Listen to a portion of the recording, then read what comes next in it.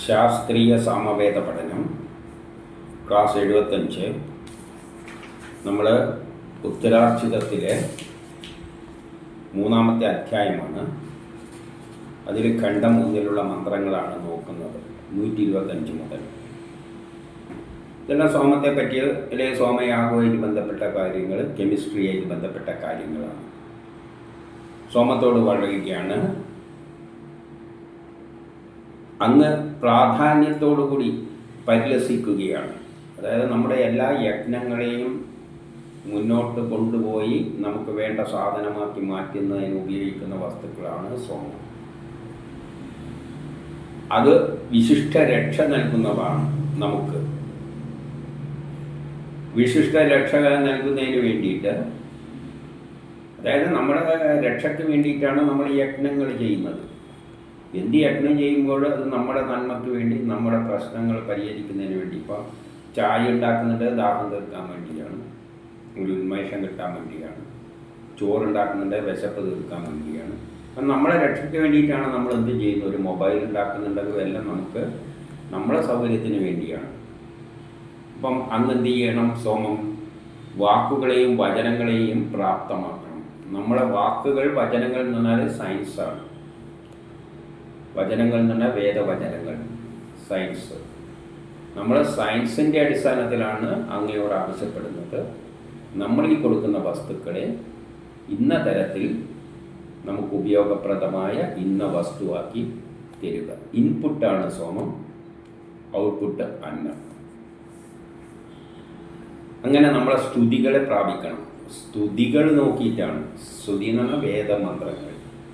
സയൻസിൻ്റെ അടിസ്ഥാനത്തിൽ അങ്ങ് എന്ത് ചെയ്യണം? നമ്മൾ എന്തിനു വേണ്ടിയാണോ യജ്ഞം ചെയ്യുന്നത് അത് പൂർത്തീകരിച്ച് തരണം. ഇനി 126.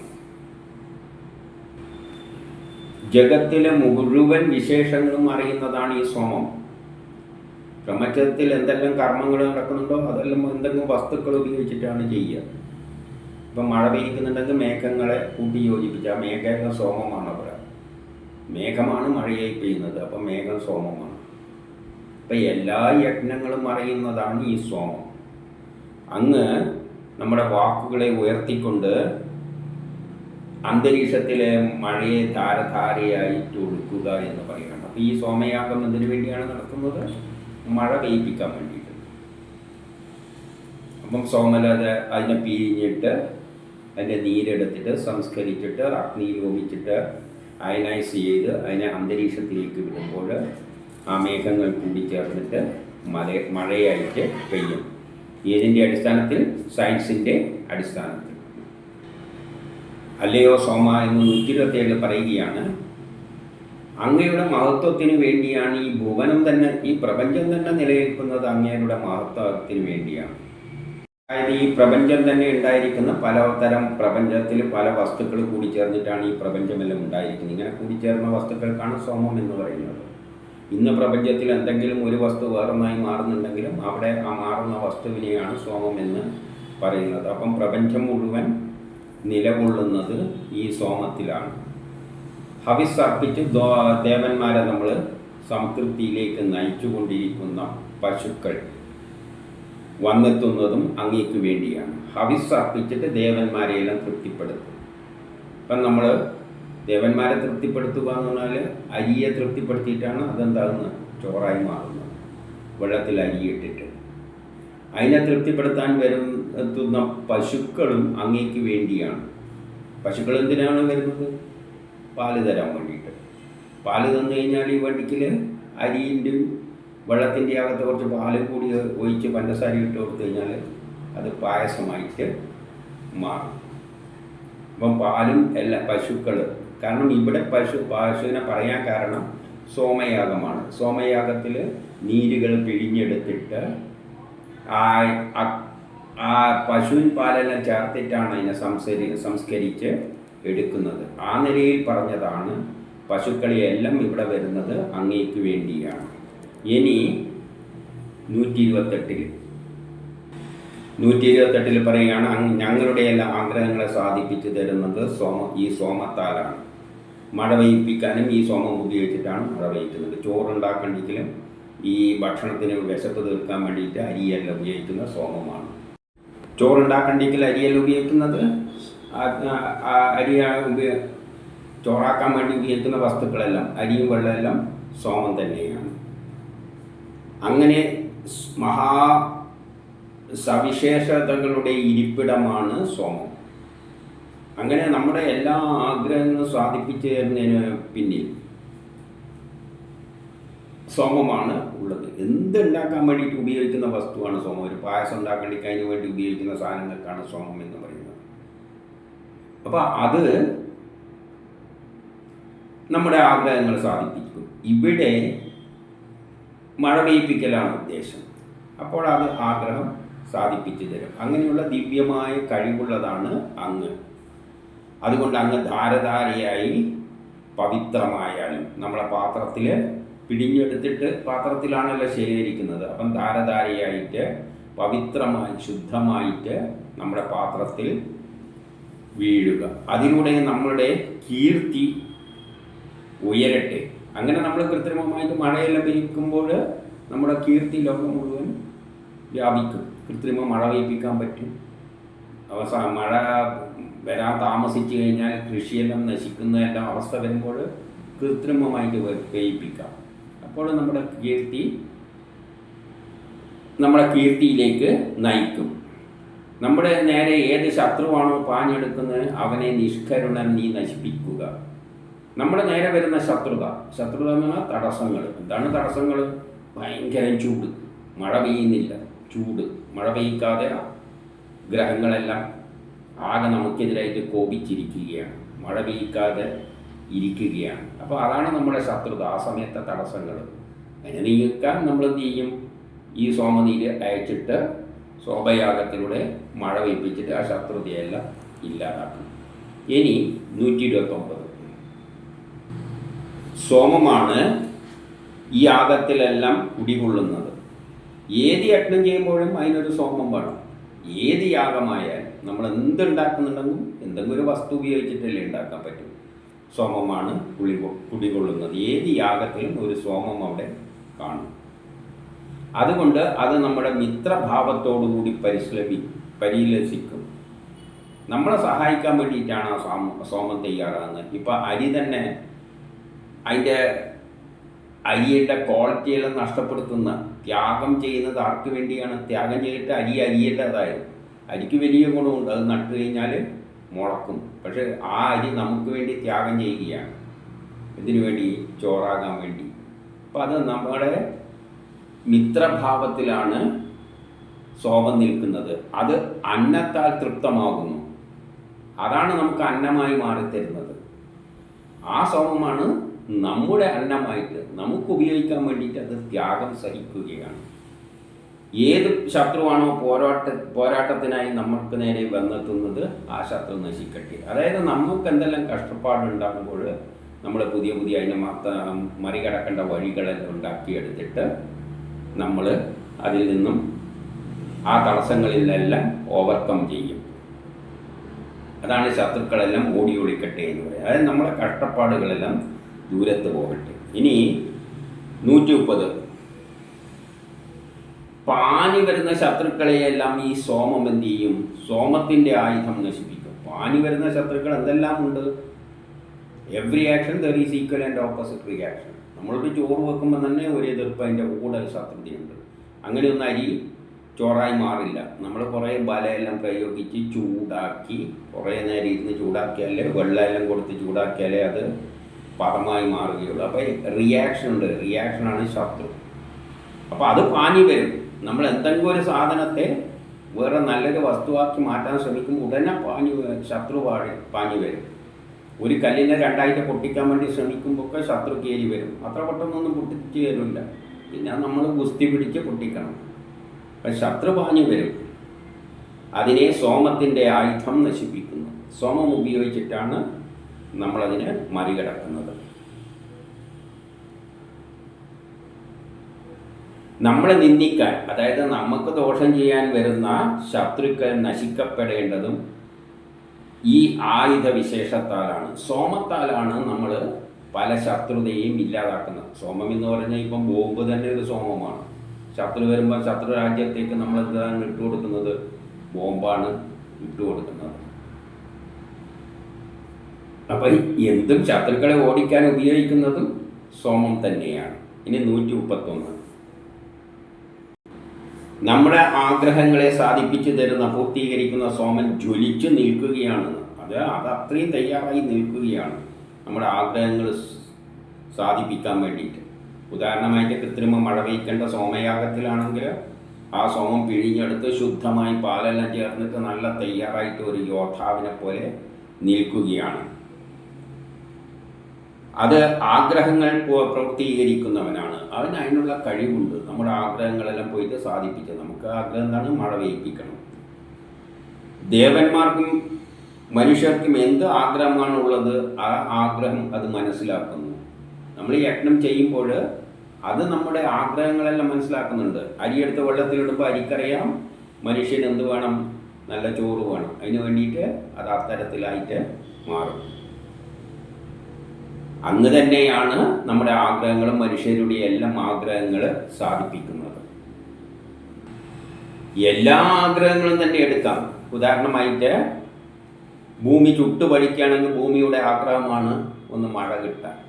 അപ്പം മഴ പെയ്യുമ്പോൾ ഭൂമിയുടെ ആഗ്രഹം സാധിക്കും. ഇനി 132. ആഗ്രഹങ്ങളെ പൂർത്തീകരണ പാതയിലേക്ക് നയിക്കുന്ന സോമം. അത് ആഗ്രഹങ്ങളെ നമ്മുടെ ആഗ്രഹങ്ങളെല്ലാം സാധിപ്പിക്കേണ്ട വഴിയിലൂടെയാണ് അത് സഞ്ചരിക്കുക. ഒരു പാത്രത്തിൽ അരിയും വെള്ളവും ഇട്ടിട്ട് ചൂടാക്കി കഴിഞ്ഞാൽ അത് ചോറാവുന്ന പാതയിലൂടെയാണ് അത് സഞ്ചരിക്കുക. അപ്പോൾ ആഗ്രഹങ്ങളെ പൂർത്തീകരിക്കുന്ന പാതയിലൂടെ നീങ്ങുന്ന സോമ അതിൻ്റെ ശക്തി തന്നെയാണ് വർഷിക്കുന്നത്. മാത്രമല്ല സേവനവും നൽകുന്നു. രസവും കൂടി വർഷിക്കുന്ന സോമൻ, സേവനം ചെയ്യാൻ വേണ്ടിയിട്ട് രസത്തോടു കൂടി വർഷിക്കുന്ന സോമൻ വർഷണശീലമുള്ളത് കൂടിയാണ്. കാരണം ഇവിടെ സോമയാഗത്തെ പറ്റിയാണ് പറയുന്നത്. ഈ സോമയാഗത്തിന് എന്താണ്? വർഷിക്കുന്ന സ്വഭാവമുണ്ട്, രസത്തോടു കൂടി വർഷിക്കുന്ന സ്വഭാവം. ഈ മഴയിലൊരു പ്രത്യേകതയും കൂടിയുണ്ട്. അത് വേദങ്ങൾ പണ്ടും പറയുന്നതാണ്. മഴ പെയ്യുമ്പോൾ അതിൻ്റെ ഒപ്പം വളവും കൂടി നിക്ഷേപിക്കുന്നുണ്ട്. ഇടിമിന്നലിലൂടെയെല്ലാം വളം ആ മഴവെള്ളത്തോടൊപ്പം വരുന്നുണ്ട്. അതുകൊണ്ടാണ് ആ ചെടികൾ അത്രയും ഭംഗിയായിട്ട് വളരുന്നത്. മഴവെള്ളം കിട്ടിക്കഴിഞ്ഞാൽ അതിൻ്റെ കൂടെ വളമുണ്ട്. അതുകൊണ്ടാണ് രസത്തോടു കൂടി വർഷിക്കുന്ന സോമം വർഷണശീലമുള്ളവരാണ്. ഇനി 131. എല്ലാ ആഗ്രഹങ്ങളും സാധിപ്പിക്കുന്ന സോമൻ ശബ്ദിക്കുന്നത് അശ്വത്തെ പോലെയാണ്. ശബ്ദിക്കും. അത് നേരത്തെ പറഞ്ഞു. ഈ സോമത്തെ ഇടിച്ച് പിഴിയുമ്പോൾ അത് അയനൈസ്ഡ് ഫോമിലാണ് ഉണ്ടാവുക. അയനൈസ്ഡ് ഫോമിലുള്ള ഒരു വസ്തു ചിലതെല്ലാം കൂടിച്ചേരുമ്പോഴാണ് ഈ ശബ്ദം ഉണ്ടാകുന്നത്. പോസിറ്റീവും നെഗറ്റീവും ചാർജുകളുള്ളത് കൂടിച്ചേരുമ്പോഴാണ് ശബ്ദമുണ്ടാകുന്നത്. നമ്മൾ പ്ലഗിലെല്ലാം കൊട്ടുമ്പോൾ സ്പാർക്ക് കേട്ടിട്ട് അതുവഴി ഈ സോമവും ശബ്ദിക്കും. സോമയാഗത്തിന് വേണ്ടി പ്രിപ്പയർ ചെയ്യുന്ന സോമം. കാരണം അത് അയനൈസ്ഡ് ഫോമിലാണ്. അത് അശ്വത്തിനൊപ്പമാണെന്ന് പറഞ്ഞാൽ അതിനൊപ്പം ശക്തിയുണ്ട്. ആ കൂടിച്ചേരുക എന്ന് പറയുന്നതാണ് വൈദ്യുതി. മേഘം എന്ന് പറഞ്ഞാൽ കൂടിച്ചേരുമ്പോൾ ചാർജുകൾ കൂടിച്ചേരുമ്പോൾ അതാണ് വൈദ്യുതി. ആ വൈദ്യുതിയാണ് ഇങ്ങനെ ശക്തിയിൽ ഭൂമിയിലെല്ലാം ഇടിമിന്നലായിട്ടെല്ലാം വീഴുന്നത്. അപ്പം ഈ സോമത്തിന് എന്തുണ്ട്? അശ്വത്തിനൊപ്പമാണ്. അശ്വത്തെ പോലെ. അശ്വം എന്ന് പറഞ്ഞാൽ കുതിരശക്തി, ഹോസ് പവർ. വേദത്തിൽ അശ്വം എന്ന് പറഞ്ഞാൽ കുതിരശക്തി, ബലമുള്ളതാണ്. അങ്ങനെ കൂടിച്ചേരുമ്പോൾ ശബ്ദിക്കുന്ന ആ സോമം നല്ല ബലമുള്ളതാണ്. അതിനവിടെ ചെന്ന് കഴിഞ്ഞിട്ട് മേഘങ്ങളെ ചേർക്കാൻ, കൂട്ടിച്ചേർത്ത് മഴയാക്കി പെയ്യിക്കാൻ കഴിവുണ്ട്. കൂടാതെ പശുക്കളെയും കുതിരകളെയും ഞങ്ങൾക്ക് എത്തിച്ചു തരുന്നതും സോമമാണ്. പശുക്കളെയും കുതിരകളെല്ലാം തരുക എന്ന് പറയുന്നത് നമുക്ക് എത്തിച്ചു തരുന്നത് എങ്ങനെയാണ്? അത് മഴ പെയ്യിപ്പിച്ചു കഴിഞ്ഞാൽ നല്ല പുല്ലുകളെല്ലാം വളരും. പുല്ലുകളെല്ലാം ഉള്ള സ്ഥലത്ത് നിന്നുണ്ടാവും പശു ഉണ്ടാവും, കുതിരയെല്ലാം വേണ്ട എന്തും നമുക്ക് കിട്ടും. നമുക്കതിലൂടെ ധനവും കിട്ടും. അപ്പം നല്ല പശുക്കളെല്ലാം ഉണ്ടെങ്കിൽ അത് വളർന്നു കഴിഞ്ഞാൽ ചെടികൾ, മഴ പെയ്താൽ ചെടികൾ വളരും, പശുക്കളുണ്ടാവും, ഇഷ്ടംമാതിരി കുതിരകളുണ്ടാവും. അതിനെല്ലാം വിട്ടിട്ട് വേണം ചെടികളിൽ നിന്ന് കിട്ടുന്ന പഴങ്ങളും ധാന്യങ്ങളെല്ലാം വിറ്റിട്ട് പണവും ഉണ്ടാക്കാം. ഇനി 134. എല്ലാ നമ്മുടെ അഭിലാഷത്തിനുള്ള ഫലങ്ങളും നൽകുന്നത് സോമനാണ്. നമ്മൾ എന്തെല്ലാം ആഗ്രഹങ്ങളുണ്ടോ അതെല്ലാം നേടിത്തരുന്നത് സോമമാണ്. മഴ പെയ്യിക്കണോ, മഴ പെയ്യിച്ച് തരും. ഈ സോമനീരെടുത്തിട്ട് സോമയാഗം നടത്തിയാൽ മതി. ചോറ് വേണോ, ചോറുണ്ടാക്കി തരും. പായസം വേണോ, പായസത്തിന് വേണ്ട സോമങ്ങൾ ചേർത്ത് കഴിഞ്ഞാൽ, അഗ്നിയും കൊടുത്തു കഴിഞ്ഞാൽ അത് പായസമായിട്ട് മാറും. എല്ലാവർക്കും ദർശിക്കാൻ കഴിയുന്ന തേജസ്സിനാൽ ജ്വലിച്ചു വരുന്ന സോമത്തെ യാഗത്തിൽ ഞങ്ങൾ പ്രേരിപ്പിക്കും. എല്ലാവർക്കും ദർശിക്കാൻ കഴിയുന്ന തരത്തിലാണ് സോമം ഉണ്ടാകുന്നത്. സോമനീര് പിഴിഞ്ഞെടുക്കുമ്പോൾ അത് എല്ലാവർക്കും ദർശിക്കാൻ കഴിയും. പാത്രത്തിലാക്കി അഗ്നിയിൽ ഹോമിക്കുമ്പോൾ അത് മുകളിലേക്ക് ഉയരുമ്പോൾ അതിൻ്റെ കൂടെ പുകയോടുകൂടിയാണ് അത് ഉയരുന്നത്. അപ്പം അത് ദർശനയോഗ്യമാണ്. അത് യാഗത്തിൽ ഞങ്ങൾ പ്രേരിപ്പിക്കുന്നു. എന്തിനു വേണ്ടിയിട്ട്? ആ യാഗത്തിലൂടെ ഞങ്ങൾ പ്രേരിപ്പിക്കുന്നു. നീ പോയിട്ട് മഴ അവിടെ മേഘങ്ങളെ കൂട്ടിച്ചേർത്തിട്ട് മഴയായിട്ട് പെയ്യിപ്പിക്കുക. ഇനി 135 സോമത്തോട് പറയുകയാണ്, നീ വളരെ പവിത്രതയോടെ എപ്പോഴും ജലങ്ങളാൽ 4 ഭാഗവും നനക്കപ്പെടുന്നു. നിന്നെ പവിത്രീകരിച്ചുകൊണ്ട് ജലത്താൽ 4 ഭാഗവും നനക്കുന്നു എന്ന് പറഞ്ഞാൽ, സോമം നീര് ഇടിച്ച് പിഴിയുമ്പോൾ വെള്ളവും ചേർത്തിട്ടാണ് മിക്സ് ചെയ്യുന്നത്. വെള്ളവുമായിട്ട് ചേർക്കുന്നുണ്ട്, പാലുമായിട്ടും ചേർക്കുന്നുണ്ട്. എന്തിനു വേണ്ടിയിട്ട്? അതിനെ നല്ലവണ്ണം നനച്ചിട്ട് ശുദ്ധമാക്കാൻ വേണ്ടിയിട്ട്. ശുദ്ധമാക്കുക എന്ന് പറഞ്ഞാൽ അതിൽ നിന്ന് ഇടിച്ചു പിഴിയുമ്പോൾ അതിലെ ചാർജ് കണങ്ങൾ മാറും. അതിനെ വേർതിരിക്കാൻ വേണ്ടിയിട്ടാണത് ചെയ്യുന്നത്. അത് ദ്രോണകലശത്തിൽ വ്യാപ്തമായി തീരുന്നു. എന്നിട്ട് അത് ശുദ്ധമായിട്ട് ആക്റ്റീവായിട്ട് ശബ്ദിക്കുന്ന തരത്തിൽ അത് ദ്രോണകലശത്തിൽ വീഴും, സംഭരിക്കുന്ന ആ പാത്രത്തിൽ. 116 അത് ദേവതകൾക്ക് സന്തോഷം നൽകുന്ന സോമമായി തീരും. ഈ ദേവതകൾക്ക് സന്തോഷം നൽകും. കാരണം ഇങ്ങനത്തെ സോമമാണ് ആർക്കാവശ്യം? മുകളിലിരിക്കുന്ന അഗ്നിയിൽ അർപ്പിക്കുമ്പോൾ അഗ്നിക്ക് ആവശ്യമുണ്ട്. അഗ്നി ദേവനാണ്. നമ്മൾ അഗ്നിയിലാണ് അർപ്പിക്കുമ്പോഴാണ് അത് മുകളിലേക്ക് വരുന്നത്. മുകളിലെത്തിക്കഴിഞ്ഞാൽ ഈ സോമനെ ഉപയോഗിക്കുന്ന ആരാണ്? ഇന്ദ്രനാണ്. എന്തിനു വേണ്ടിയിട്ട്? മേഘങ്ങളെ കൂട്ടിച്ചേർത്തിട്ട് മഴയായി പെയ്യിക്കാൻ. അപ്പം ദേവതകൾക്കെല്ലാം സന്തോഷം നൽകുന്നതാണ് ഈ സോമം.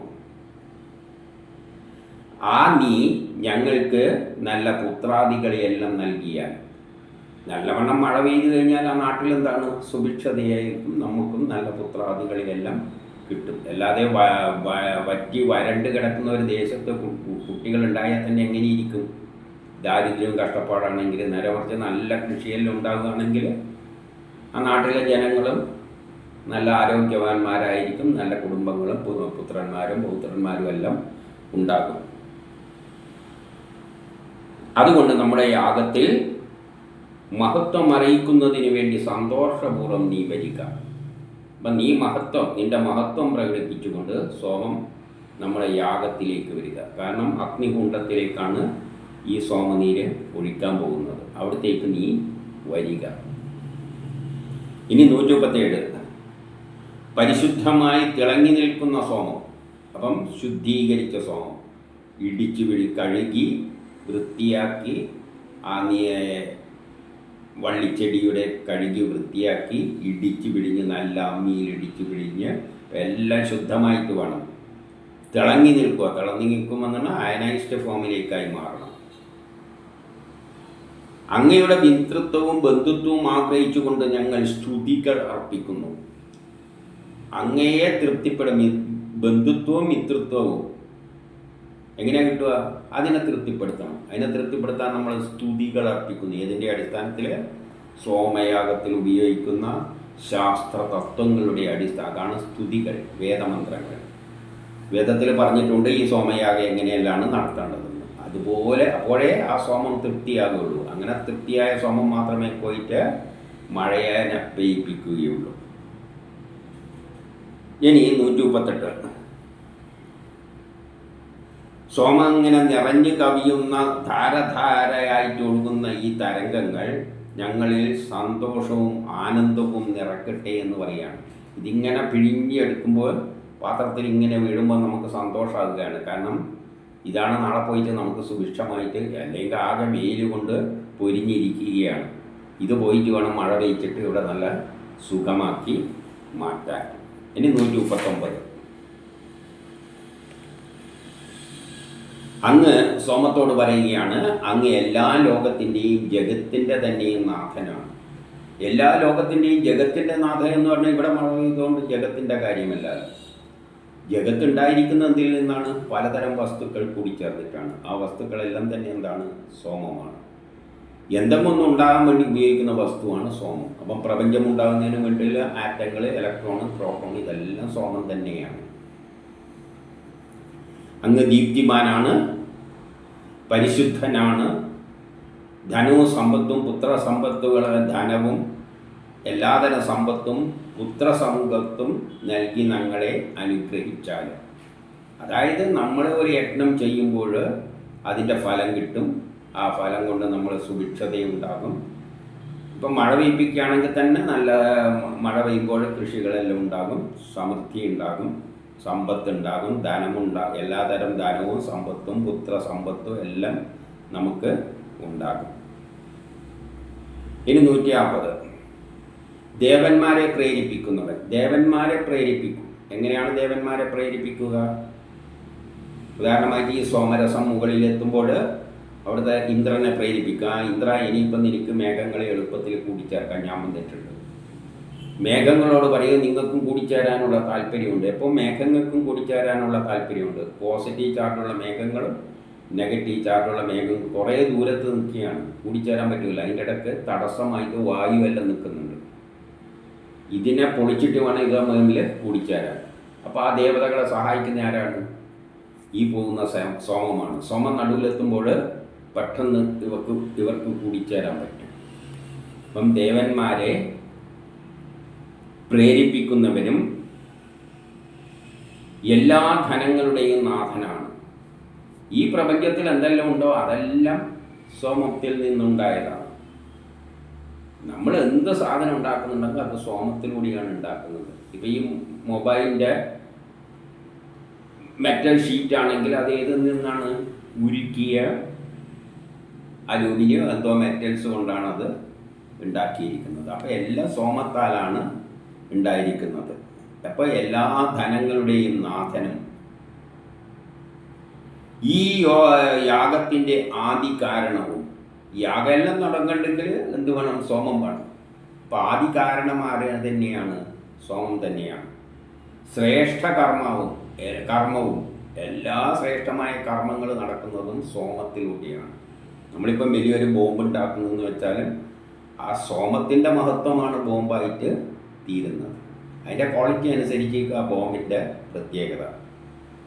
ഹവിസ് അഗ്നി എത്തിച്ചു കൊടുക്കുക. അഗ്നിക്ക് വേണ്ടതെല്ലാം എത്തിച്ചു കൊടുക്കുക. ഇപ്പം ചോറുണ്ടാക്കേണ്ടിക്ക് അഗ്നിക്ക് എന്തെല്ലാം എത്തിച്ചു കൊടുക്കേണ്ടത്? സോമം, വെള്ളവും അരിയെല്ലാം എത്തിച്ചു കൊടുക്കണം.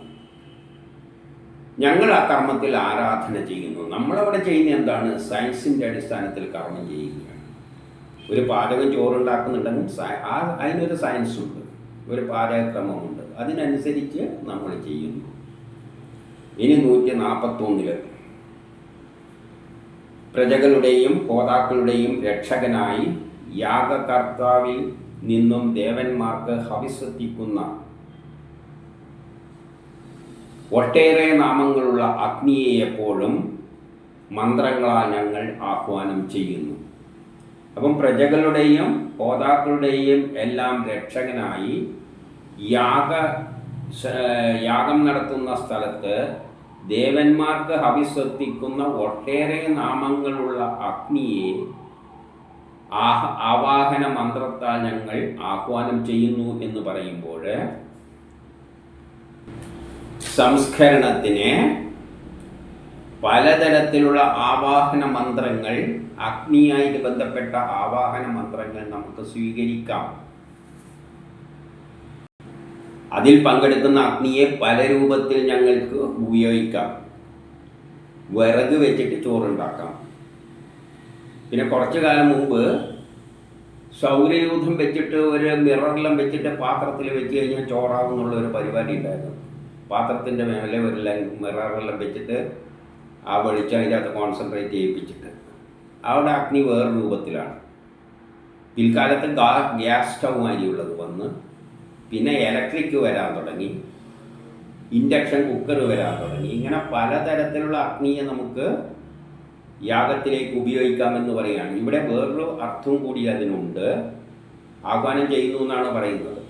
പലതരം അഗ്നി ആഹ്വാനം ചെയ്യുന്നു എന്ന് പറഞ്ഞാൽ, ഈ സോമയാഗത്തിൽ നമ്മളിപ്പം വലിയ അടുപ്പും കൂട്ടിയിട്ട് ഇങ്ങനെയെല്ലാം ചെയ്യുന്നുണ്ട്.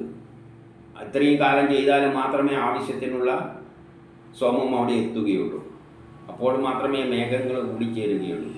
ഇന്ന് അതിൻ്റെ ആവശ്യമൊന്നുമില്ല. ഈ സോമനീരൊന്നും ഇങ്ങനെ പിടിയേണ്ട ആവശ്യമൊന്നുമില്ല. ഇങ്ങനെ ഇടിച്ച് പിടിഞ്ഞ് അതെല്ലാം നമുക്ക് വേണമെങ്കിൽ ആധുനിക സയൻസിൻ്റെ അടിസ്ഥാനത്തിൽ ആ വള്ളികൾ എടുത്തിട്ട് അതിനുള്ള പ്രത്യേക തരം മെഷീനെല്ലാം ഡിസൈൻ ചെയ്ത് കഴിഞ്ഞാൽ മെഷീനിലിട്ടിട്ട് ആ നീരെടുത്തിട്ട് പിഴിഞ്ഞെടുത്തിട്ട് അരിച്ചെടുത്തിട്ട് സയൻസിൻ്റെ സഹായത്താൽ പ്രത്യേകതരം ഫർണസുകൾ ഉപയോഗിച്ചിട്ട് ഇതിനെ വേണമെങ്കിൽ നമുക്ക് എന്ത് ചെയ്യാം, ആധുനിക യന്ത്രങ്ങളുടെ സഹായത്താലും ശാസ്ത്രത്തിൻ്റെ സഹായത്താലും പുതിയ തരം അഗ്നിയെല്ലാം ഉപയോഗിച്ചുകൊണ്ട് സോമലത ഉണ്ടാക്കിയിട്ട് നമുക്ക് നീരങ്ങ് ആകാശത്തേക്ക് വിട്ട് കഴിഞ്ഞാൽ മഴയായിട്ട് പെയ്യും.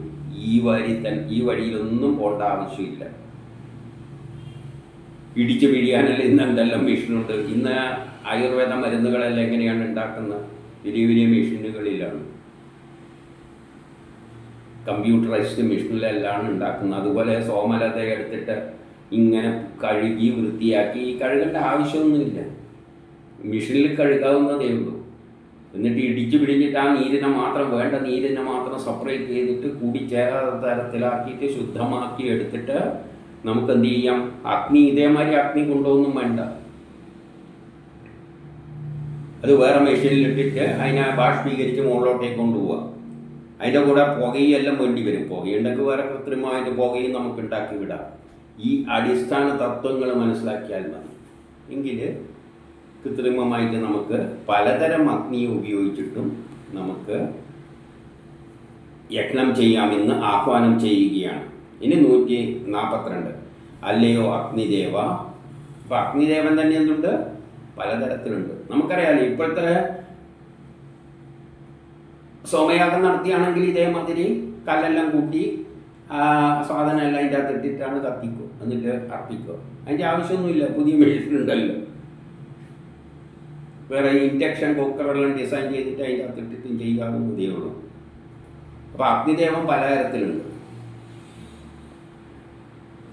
യജ്ഞകർത്താവിന് അനുഗ്രഹം ചൊരിയാൻ വേണ്ടിയിട്ട് അതുകൊണ്ട് അഗ്നിയോട് പറയുകയാണ്, നീ യജ്ഞം ചെയ്യുന്നവന് അനുഗ്രഹം ചെയ്യുക.